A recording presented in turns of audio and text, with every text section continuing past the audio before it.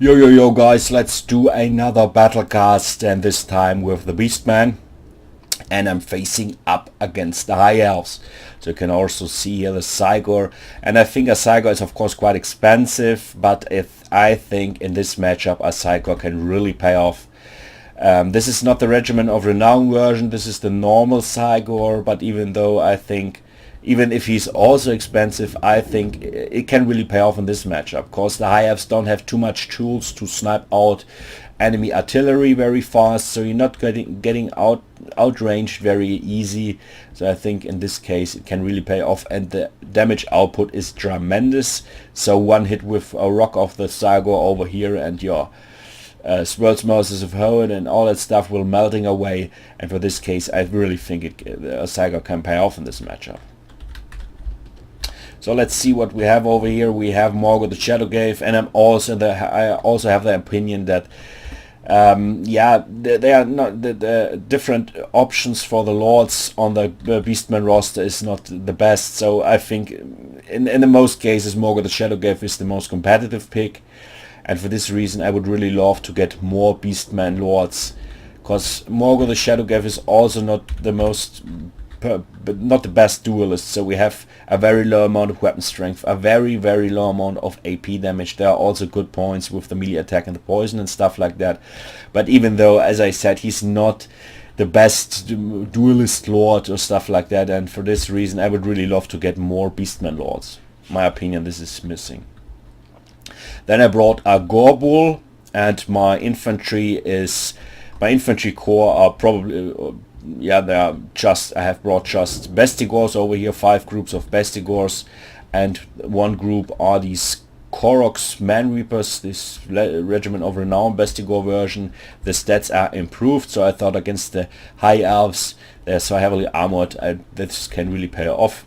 On each side I brought Angur Spearman Herd to protect my sides from flankings, from enemy cavalry. Then I brought a Brave Shaman with the Lore of Shadows, and I dispatched one Angur Spearman Herd to protect at least my best Cygor here. So let's come to my opponent, and we have a front line of White Lions of Grace, and we have the Pureman Company over here. So we have three groups of White Lions overall. Then we have the Spearmen, also 3 over here, the Scions of Madline, this Regiment of Renown version, and in the last line 3 groups of archers. These guys are normal archers. And here on the side, the Keepers of the Flame, the Regiment of Renown of the Phoenix Guard, a Lore Master of Hoenn, and a Dragon Prince on a Star Dragon. And last but not least, I forgot to say that we have also the Centigors over here, or the Sons of Gorons.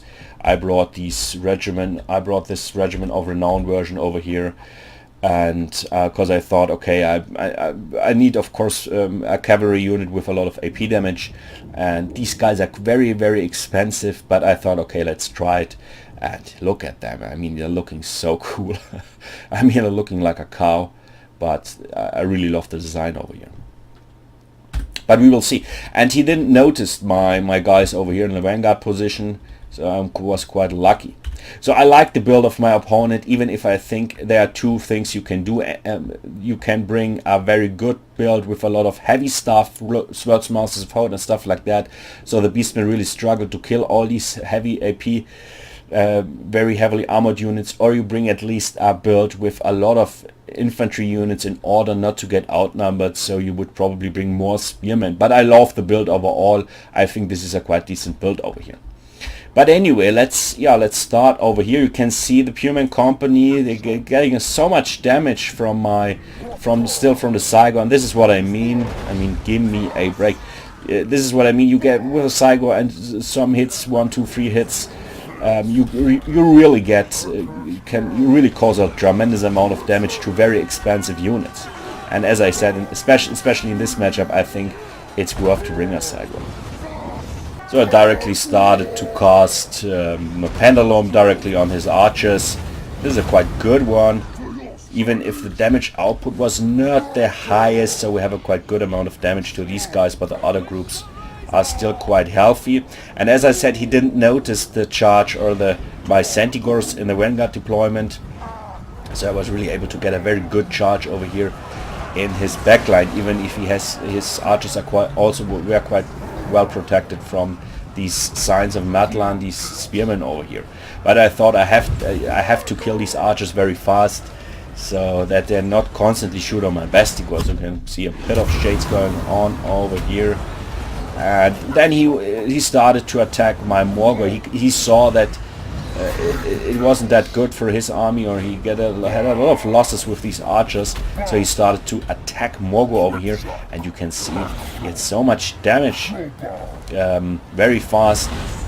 You can see with one bit he nearly dropped, my half dropped on the half. You can see the amount of damage over here. I mean, give me a break. We have nearly 800 and the amount of AP damage of 600. This is incredible high over here, and it's of course it's buffed, but even though you can see my Morgul melting away, give me a break.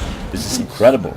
Of course I saw that, and I started to attack him with all my Centigors and all my with my Gorbul, but he was really Prince on Star Dragon is a very dangerous throw, at least if it comes to damage output. The damage output is gigantic, but of course if you have a missile infantry and stuff like that, you can snipe him out very easily. So I was really able to flank my opponent in the beginning very fast, even if I had also not the highest amount of units. And this was the reason, because he struggled a lot in his backline. But also here we have some archers survived all this damage, but you can see they started now to shoot on my Bestigors, and this works quite well. My Bestigors routing off, so also here I had to start to do something about that. Of course I directly started again with my Centigors to attack these guys over here, because it's really important if he has 3 groups of archers that you eliminate these guys very fast.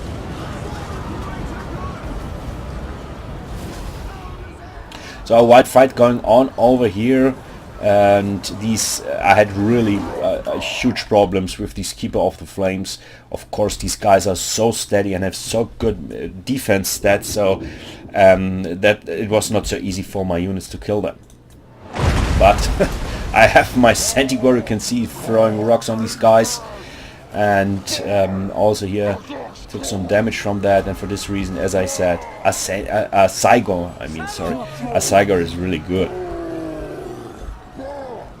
But in the backline he gets more and more the control. Also he attacked my Break Chairman with Law of Shadows. You can see he's also melting away. You can see how much damage with one bit. You can see nearly the half of the damage with one bit, and this guy is also dying very fast. And also you get more and more the control in the backline. You can see these signs of Matlan in combination with the Spearman really cleaned everything up in the backline.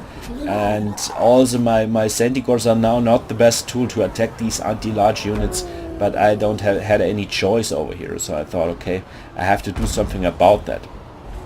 Also in front line, these guys, these Keepers of the Flame, were really able to hold the line over here. So you can see my Korok's Man Reapers really struggle. You can see they are shaking now. Also in the back line, my Bessie was shaking. So I was not able to go through over here. But you can see my Cygo throwing more and more rocks over here now. Rear charge coming in from these Centigors from the stream. You can see they are now completely sandwiched. But still they are quite so steady. These guys are incredible. We have the Keepers of the Flame over here. They are completely sandwiched. You can see that. But still they are defending themselves. I mean, give me a break. This is incredible. So I really struggle a lot, and this is what I mean. You have two options with the High Elves. You bring a very elite build to the battlefield, and your opponent, the Beastmen, struggle a lot, or you bring a build with a lot of with a higher quantity, so with a lot of spearmen, for example. I'm sure what is the best. But in this case it was a combination. You can see over here what's going down, another pendulum over here on these guys in the back line. But still the signs of Matlan are quite healthy. But as I said, also here I had the support of my Cygor, so very, very good. So last but not least, I was able to force off these these Keepers of the Flame, and also the Spearmen struggle. And so the last foe on the battlefield was the Prince. Was really able to kill everything. I think my Saigo really did a great job on this match over here.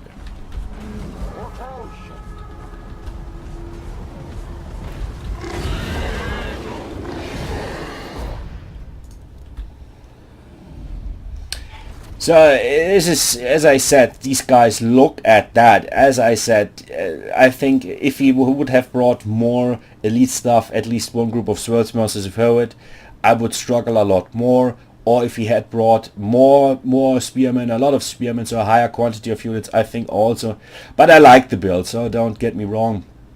I think this is a quite decent build, and he's a quite good player. Thank you for that match. Can see Bestigors always pay off in this matchup. They are must-have. Never bring, or you have to bring Bestigors against the High Elves. Don't have any other chance. The Saigo over here did a great job. As I said, I can really recommend to bring a Saigo against the High Elves. And also the Sentinel. So I think the build was quite decent. And also that one of my opponents, this was a great game. Nearly the same amount of units on the battlefield. And yeah, I think the most problem was in the beginning that I was really able with my few units to flank him very hard. So he had just 3 units in the front line, just these right lines of Grace. So I was really able to flank him hard with 1 or 2 groups of Bestigors. And this was of course quite a big problem. And also the rear charges from the Centigors, of course. But anyway, thank you for tuning into this episode. And yeah, see you on the next episode and have a nice evening.